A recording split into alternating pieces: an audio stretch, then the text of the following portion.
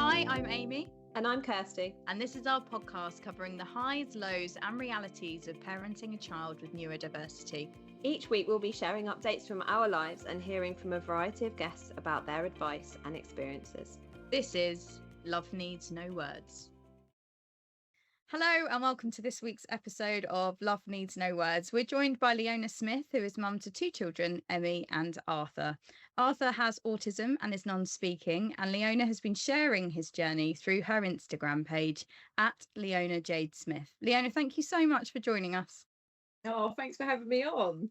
So to start, can you just talk us through a little bit about Arthur and his journey?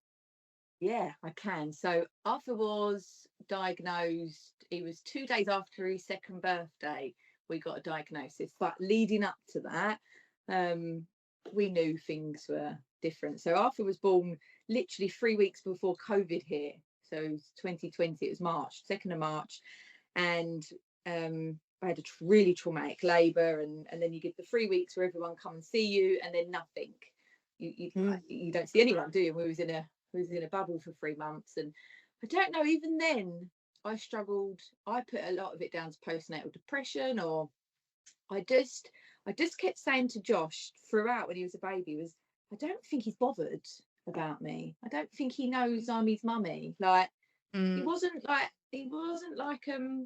unhappy baby, or he's very sicky. He had a lot of reflux. Like we tried every different milk, and I don't know if that's linked at all, or but I just felt that he wasn't, he was chilled, but he wasn't fussed. And then came he wasn't, like, he didn't respond to his name, and he'd play but turn his back to us, and he did a lot of hand flapping, and legs were constantly moving. It wasn't just a one-off, it was constant. Like, and we'd all make little jokes about, like some of the movements and that. And I remember we went on my dad's drive, and on his Ring doorbell camera, he said it looked like Arthur was on fast motion, like with his legs. That's he looked like on the camera, and like, and he did he'd smile at some family sometimes, and he'd waved once, and then it just stopped, like nothing. But we've never had any words. He's only recently started answering to his name, and I don't know, I think when I think back of that, I think because he was my first, like your two, like that, when they're your first as well, it's all new to you anyway, isn't it? I remember watching I don't know if you've watched Miss Rachel with any of your two, like the woman. I've managed to avoid Miss Rachel, and I don't know how. I mean, she's amazing, but she drives you up the fucking wall. But on her clips, it tells you when the baby should be doing stuff. So they should be doing things like clapping by, I don't know, 9 months or whatever. And I remember looking at it thinking, he's not doing that. And I remember going to baby groups in between when you lockdown opens a bit, and you go quick, get out. Oh. Yeah, and I'd book onto all these baby sensory and same. do all this stuff. And Arthur he just wasn't the same as the other kids. I can't even explain. There was just a difference. And then the not talking, and I had a group of NCT mums, lovely, lovely girls. But every time I met up with them, I just felt like I was the odd one out all the time. And they did nothing wrong. Like, it wasn't them at all. And I completely pulled myself away, because I just couldn't bear it. I couldn't be around them. And I had other friends of children similar ages, but that was different. It's friends I'd grown up with. And it took, so we did his first birthday, we did a cake smash. I ordered everything you're meant to order a 1-year-old, and he weren't interested in any of it.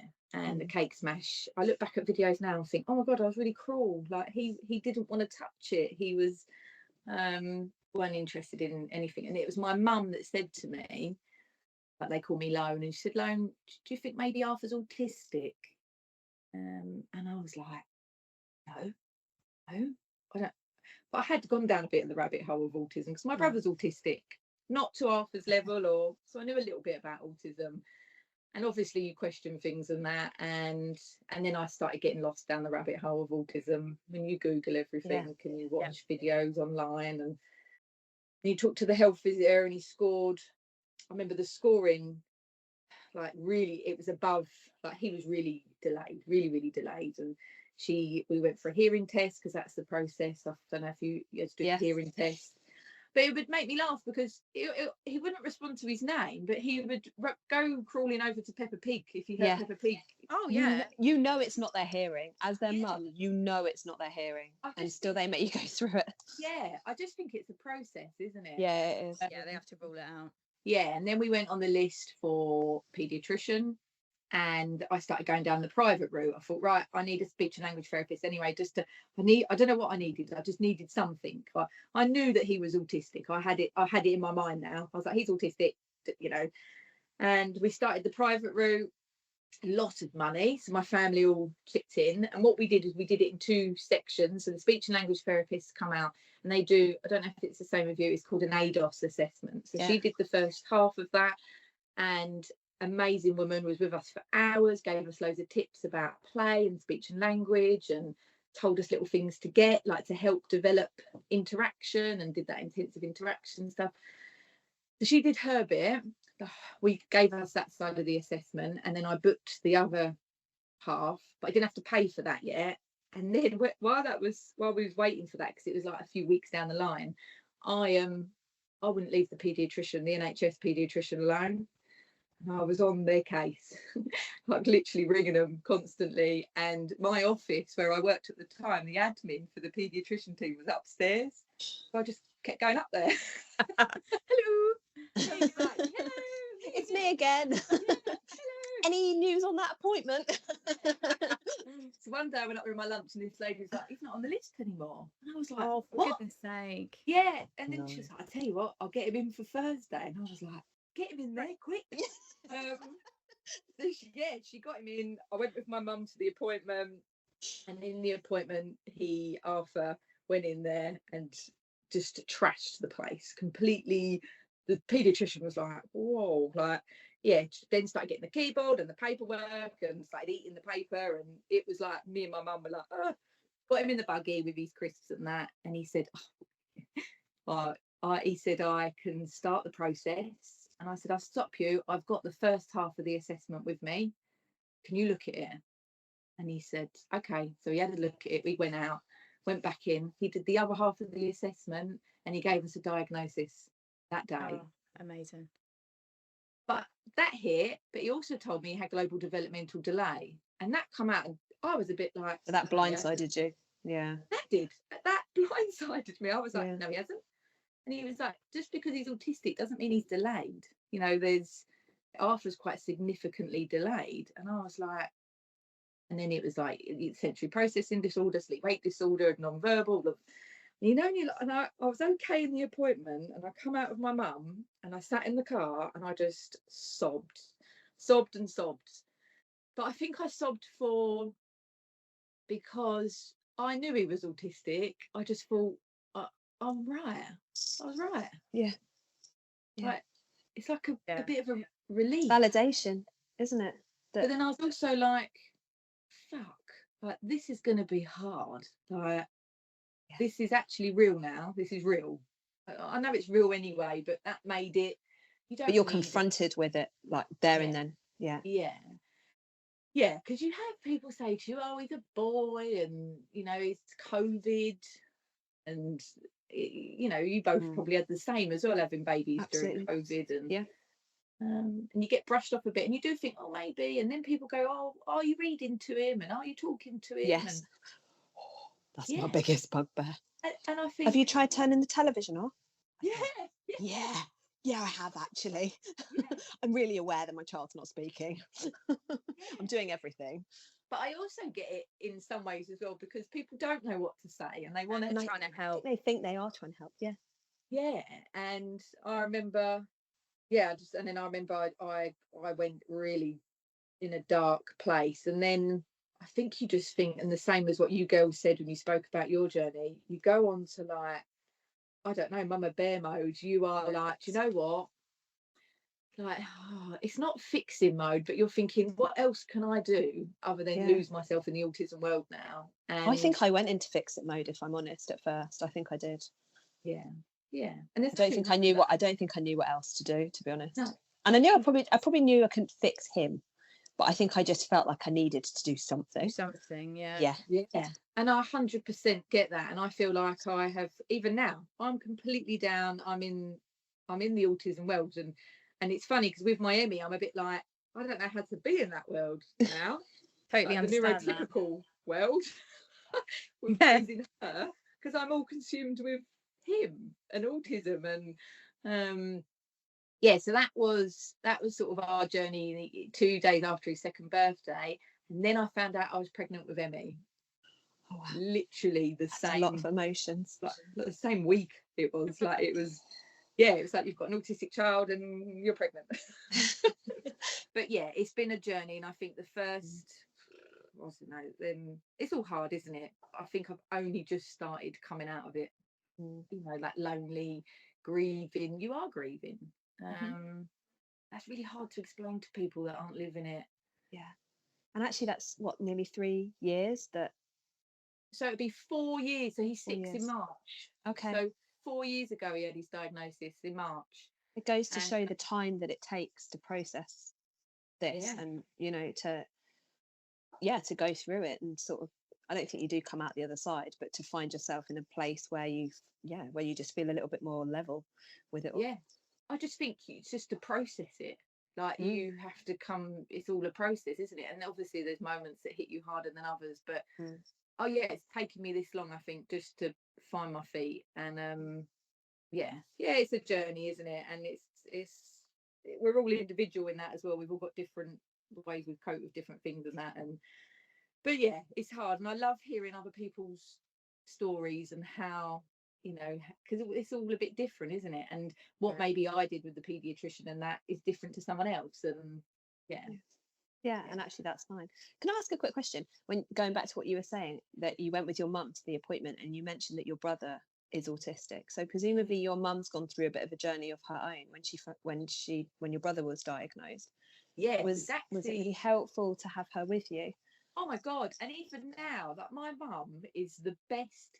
Right, so when he was really little, I mean, he's always vocal stimmed after, and you hear it on my videos and that. And I remember, like, when he was little, I'd be like, oh God, people are looking, like, but obviously you can't make him be quiet, but I'd be like, I could feel myself getting, but my mum copies him and goes, go on, my baby, louder, like. Oh, I love that. She's just nothing phases her. She's incredible, and she's so loud as well. But she's like, do you know what? If people are gonna fucking look, I'll give them something to look at. We're all in this together, Arthur. Yeah. She's like, what's your mum's name, Leona? Her name's Lorraine. Let's all be more like Lorraine. Let's all be more like. It's funny because Charlotte, SAA Charlotte, she calls her the Nicole Kidman of the SEM world, because she's such a little hottie, like. Is she? Yeah. Whoa.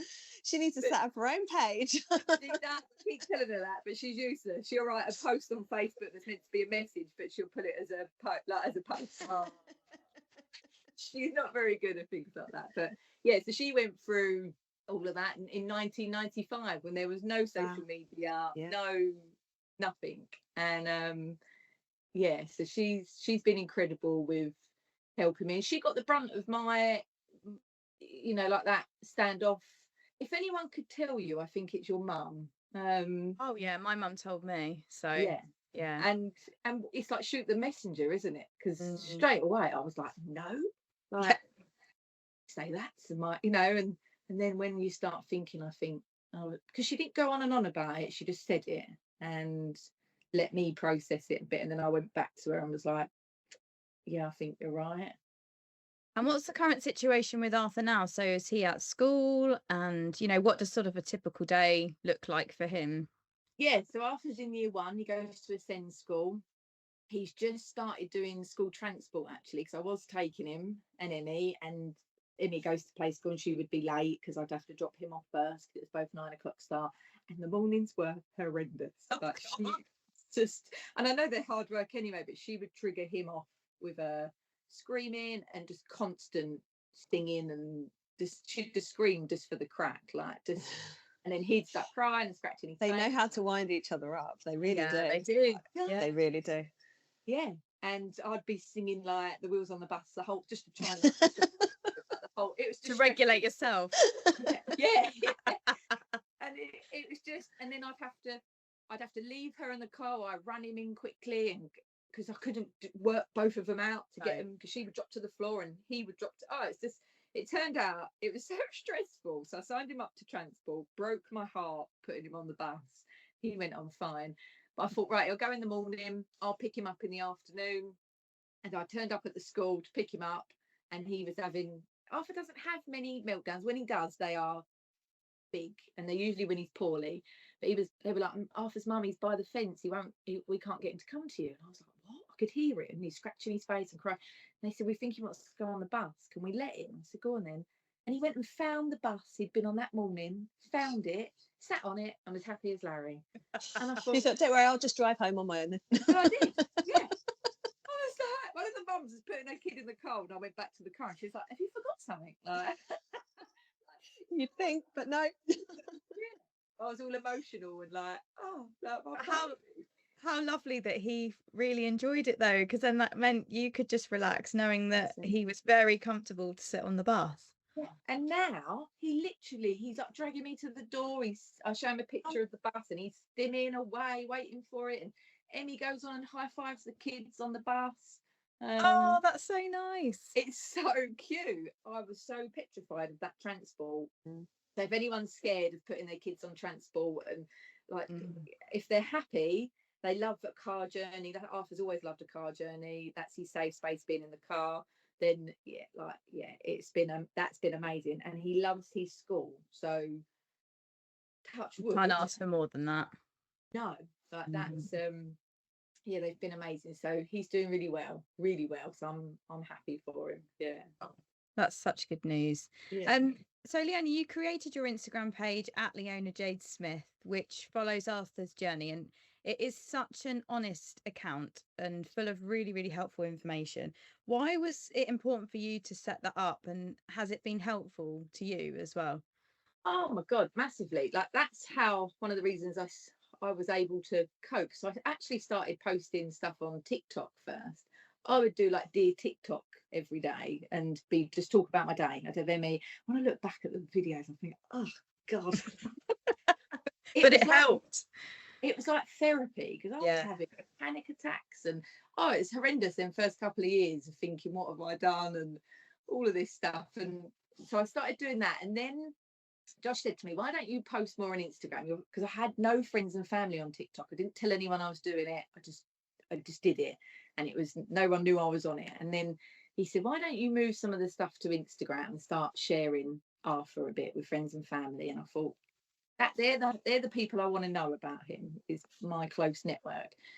And I did Walk for Autism like a few years back, and I thought, right, I'll start posting from there. I'll put Walk for, I raised a lot of money from amazing people and family that sponsored us, and I started posting about me doing that, and then more and more. I said, during this month I'm going to share more of Arthur, and it just sort of went from there, really. And I really enjoy it. Social media has been a massive support for me, huge. I wouldn't know half the stuff I know without other mums and dads sharing their journey. Even like your buggy, your car seat, all them logistics. Oh my God, he doesn't fit in a harness car seat no more. What am I going to do? A buggy or dummies and sensory stuff. I mean, I would buy anything. I'm a TikTok shop girl, love it, love all of that, all the turt off of. So I think, it's massively helped me, and that's why I thought, if I can help one other family just by sharing our journey, then I feel like I've sort of passed it on a bit, really. Yeah. Well, we can totally empathise with you with that, because that's exactly why we started the podcast. It was just to just to make somebody else feel a little less lonely. There might be one person out there thinking, oh wow, we've just got a diagnosis, I don't know where to turn. And I remember doing that Walk for Autism and wanting to listen to an audio book or a podcast, that's what, to soak it in like this. I wanted to, and there wasn't anything then. And I remember searching through things to think, right, and so I started listening to The Reason I Jump, and them sort of, I started listening to books, but I wanted something like this. I would have got lost in this, doing that. And I do now, like in the car when I drive back with no children, that I'll put a podcast like your girls on. You put something on that you can soak in a little bit, and it's Absolutely. it's needed. And it's so reassuring hearing other people's journey. And like you said, I was Googling mum's podcast about autism. That's why we set this up, because I just wanted to hear mums just chatting away about their children and how they're finding it, because just hearing another person having similar emotions to you just feels safe, because you don't feel so alone. I know you're not with that person, like you can't help them in their day, like clearing up shit and God knows what else you're doing, but it's just relating and thinking, oh God, I'm not the only one dealing with that. Someone else is out there, someone else is having to process this, someone else is living. And actually lots of the emotions, regardless of what kind of journey you're on, because like Amy and I, our boys are very, very different, but actually even in the last couple of days we've been discussing certain stuff, and actually we've both had the same emotional response to two entirely different situations. We did. But we still felt the same, and it's just reassuring to know that there's someone else out there. And it's really important to build a network. And you share on your page about friends you've got, and some of them will be really familiar people that probably lots of people follow too, but it's important to have that network of somebody else who you can just speak to honestly about the reality of it, the good, the bad and the ugly, because some of it is a little bit ugly. And I think when you tell another SEND mum a story or something, or you offload something, I just think sometimes you don't need an answer for it, or you do make light. I make light of a lot of things, and and moan and take the piss and laugh and say stuff, because sometimes it's too deep to go into too much, and it's hard, isn't it? But when you talk to other parents, you just get it. It's so important to meet people, and I didn't have that until Arthur started school. Really, I had people on social media that I'd connect with, but actually face to face meeting people for a coffee, probably in the last year and a bit I've had that, and oh my God, it's needed. I didn't realise how much you need to fill your cup up with that, but big time. You do. And that's why your content's so good, because one of them that really struck me was your signs that Arthur had autism video.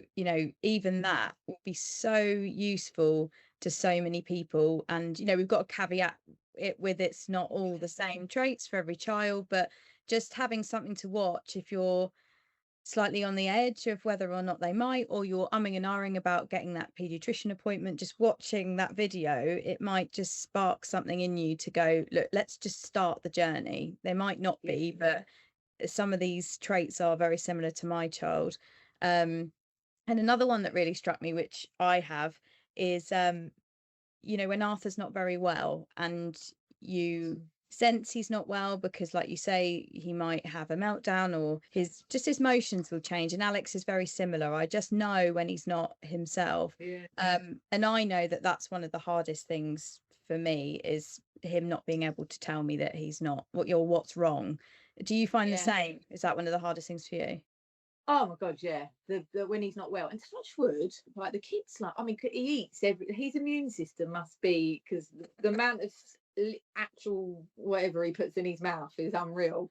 So he's touch wood, but when he's ill, he is ill, and it's horrible because he doesn't want me to comfort him.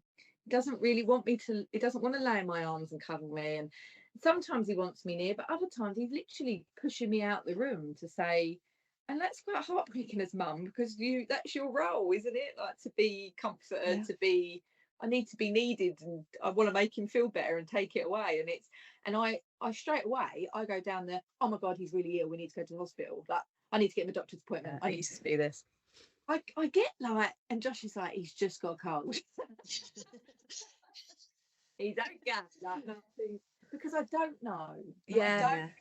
I don't, and what if I miss something? And then we've gone to the doctors numerous times over things. Arthur gets a lot of tummy infections because of his pica. he puts everything, so his pica is he eats non-edible things, and it's not good stuff. So he gets a lot of tummy infections, and he's been on different antibiotics and that, and sometimes we just got to ride it out, and it's not nice for him and everyone else involved. But yeah, I spiral a bit. I'm still not great when he's not well. I am I panic. I go into, there's something really, really wrong with him. He's eating something, he's got a blockage. He's like, yeah.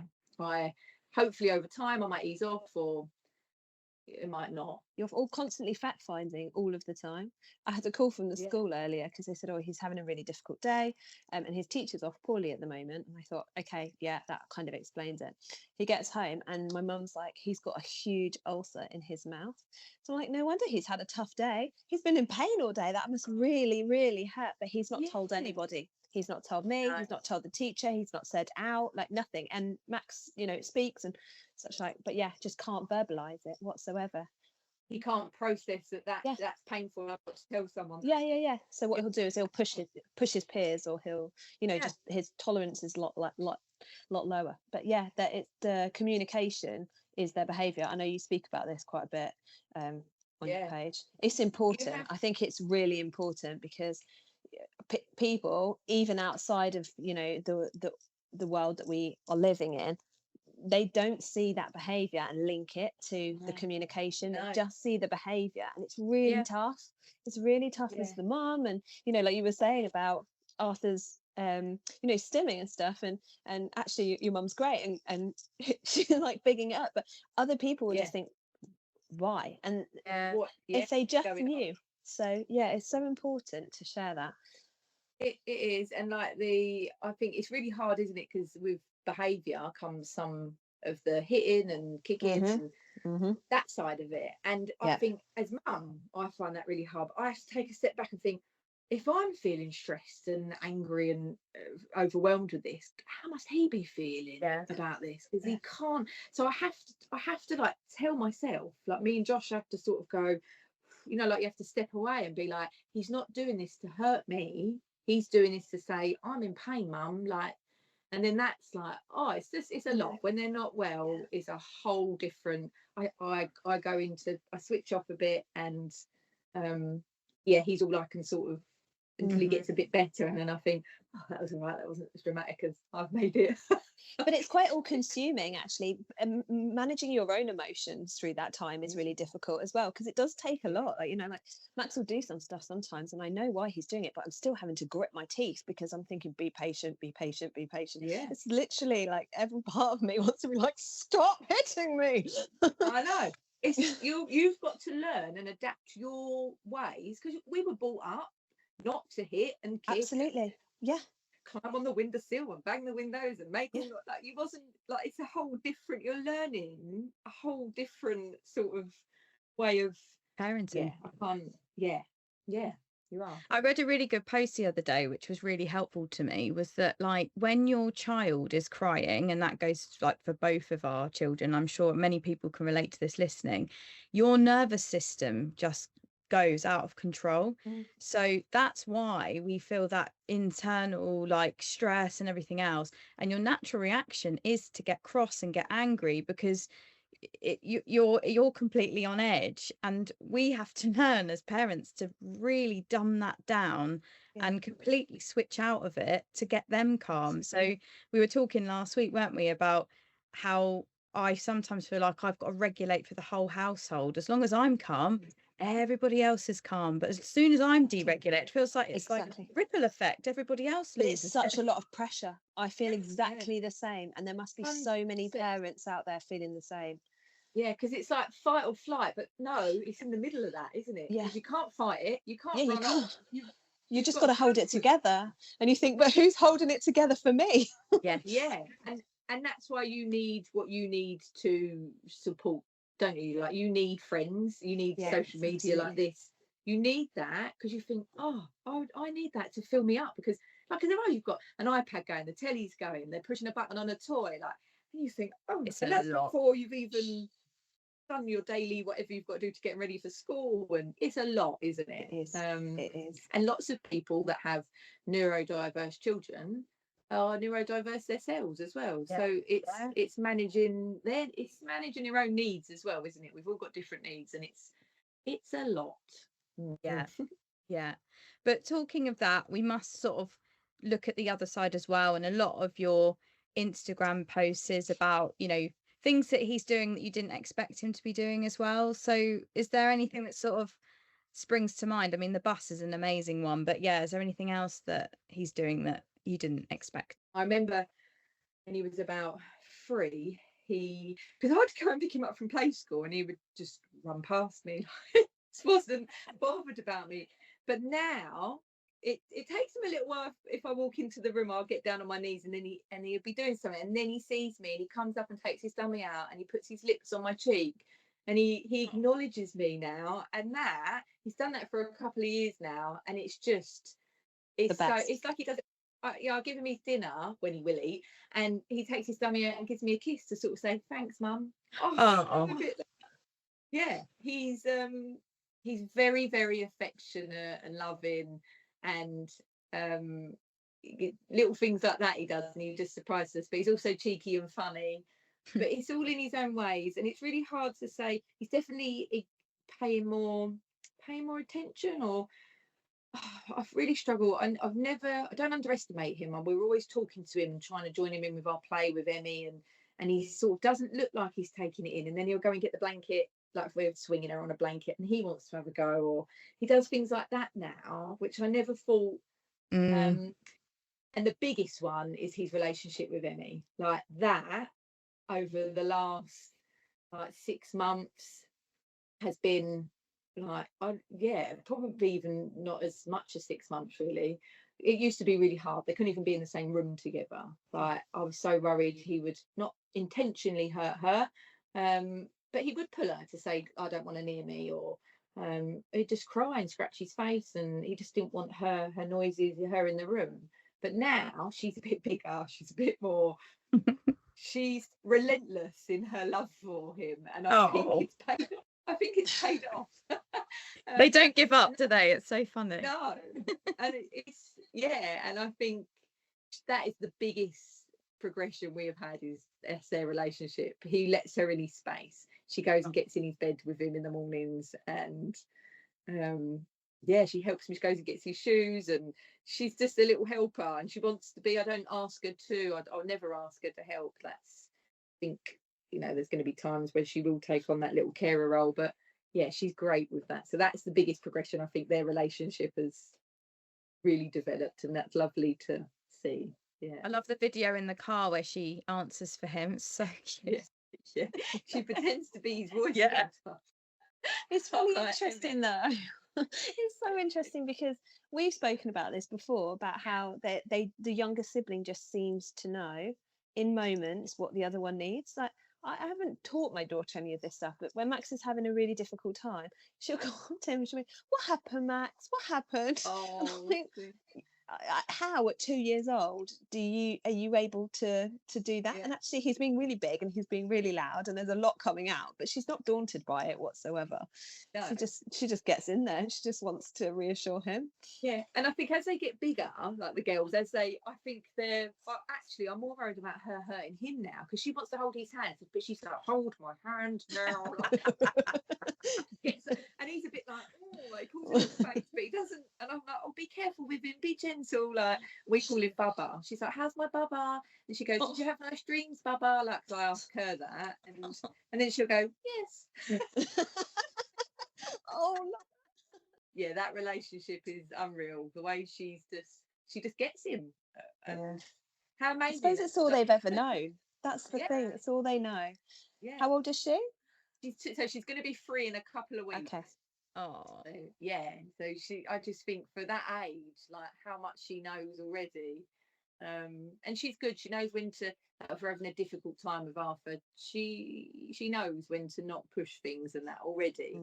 Yeah, it's very sweet, and she wants to help, and she feeds him his yogurt and makes sure he has a drink, and that's so lovely. I know it is.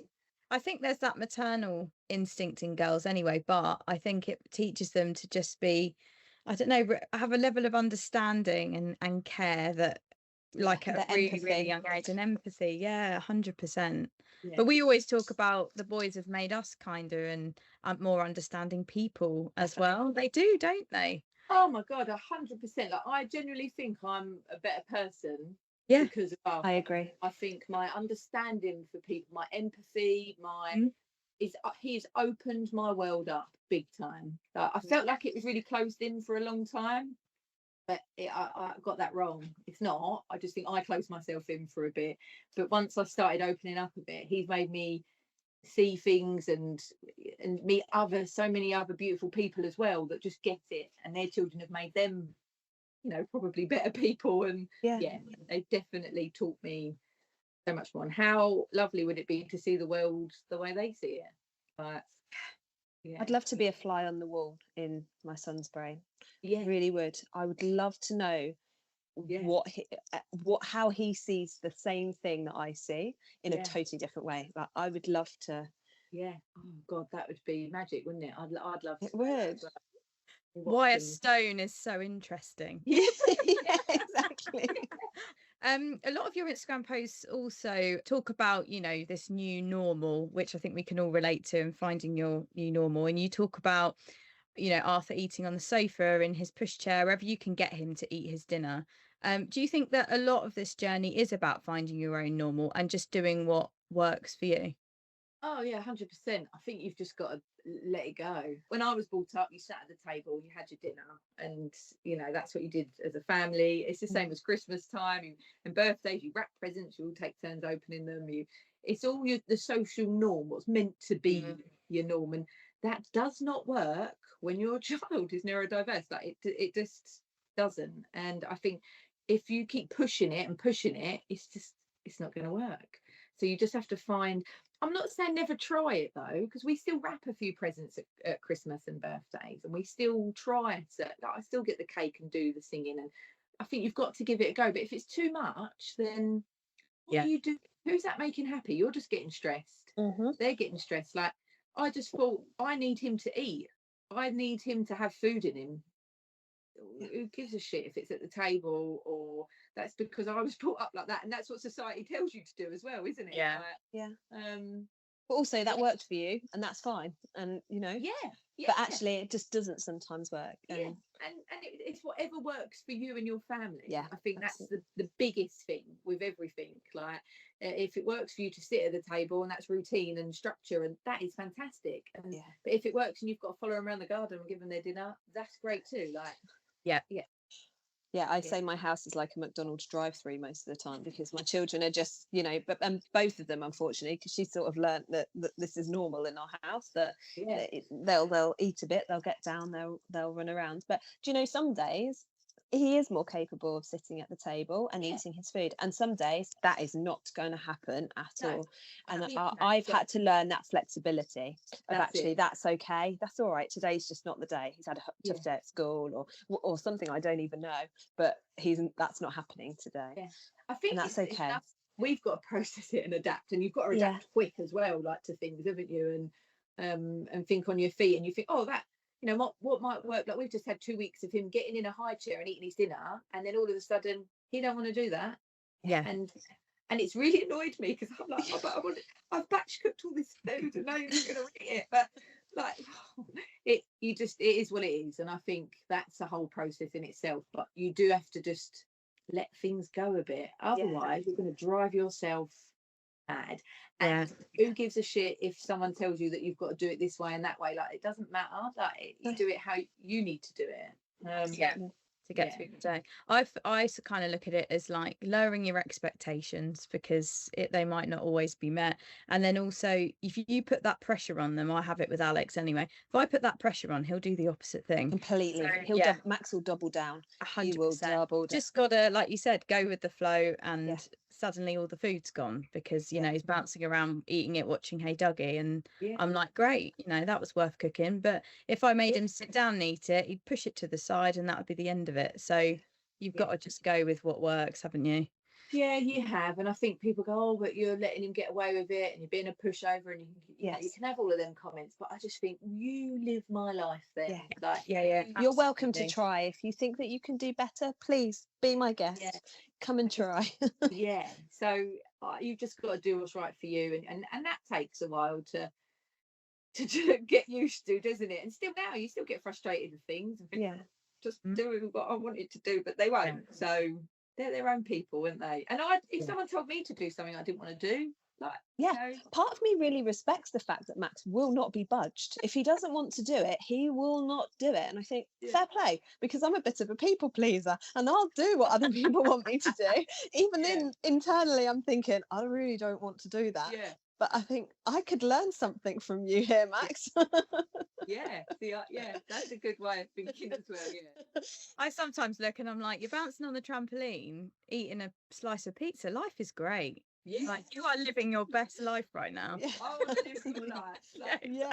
I do think that. 100%. I think I'm literally following you around, feeding you. Like, you're living your best life, mate. Like, yeah. I mean, I don't blame him really. So, yeah, I think you've just got to do what's right, haven't you? And Yeah, Yeah. absolutely. Finally, Leona, what advice do you have for parents at the start of their journey? oh, it's really hard. So much. If I could go back and give myself a big hug, like, to say it's all right, like, yeah, it's a lot. It's allowed to feel a lot. Like, you're allowed to feel I've spoke about this before, like, feel all them emotions and get lost in them for a bit, but don't sit in them for too long, because you can't. You can't. You need to find your outlet, and you need to find your people. I think I wish I'd maybe found more people sooner, but that's okay. I have now, and social media is huge on support. But reach out to people. Like, reach out to people. Don't be worried to say, like, introduce yourself and message people. And but it's such a hard one, isn't it? Because there's so many little snippets of stuff you'd give, of what you could tell yourself back then. Don't put too much pressure on yourself. You're not going to solve everything overnight. It's just a process, isn't it? I think all of us can relate to wanting to go back to that person that just found out that diagnosis and give them a the hug. biggest hug Yeah. and just say everything's going to be all right. Like, you'll find your people, you'll find help, and you'll get Your through voice. it. Yeah. Right now, this is shit, but we'll get through it. Yeah. And you're allowed to feel shit. Like, Yeah, you are. Don't ever brush that off. And nothing you did. Yeah, that's a really good point. You did nothing wrong. Nothing you did caused your child to have a disability. Like, nothing. And I think you do blame yourself with little things. You do think, should I have done this? Should I have done that? Nothing you did is wrong. You make a really important point there, because I think within the last couple of weeks you put a video up and it really resonated with me, because you said social media feels heavy right now, and this was after a certain announcement around what they believe has caused autism. And actually, I was like, it does feel heavy, and this is really important to talk about, because people are genuinely sat out there thinking, what did I do to cause this? And now they're blaming themselves again, and it's just not okay. No, and you feel like that anyway, I think, as mum. I did anyway. I remember thinking about my pregnancy and about the birth, about, absolutely. You think of all this You stuff. you analyze all of it, and you think, at what point did this happen? And the reality is, you'll never know. And maybe no reason. Maybe it was just always meant to be that way. Yeah. But then you followed that video up with my favorite ever of you hoovering your house, just doing your normal stuff. And I thought, this is the content I'm here for. Get on the line. with a beautiful gesture at the end. And that was the one for me. Because life goes on, doesn't it? Like, absolutely. Yeah. It's a shit show. You dust yourself off and you carry on. You get on with it. You have to. Oh, Leona, thank you so much for joining us today. So Leona's account is at Leona Jade Smith. It's full of so much helpful information and just such a honest account about your lovely son, Arthur. So thank you so much for sharing his journey with us today. No, thanks for having me on, girls. Thank you. Thank you.